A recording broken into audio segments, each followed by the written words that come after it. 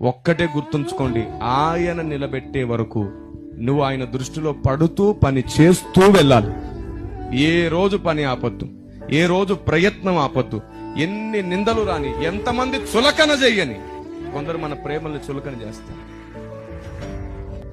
లోక పోకడలకు, లోక నటనలకు ఉండే అంత గౌరవం ప్రేమకు ఉండదు కొన్నిసార్లు. కానీ గుర్తుంచుకో, ఆ నటన గతించిన రోజున నీ ప్రేమే గొప్పదని తెలుసుకుంటారు.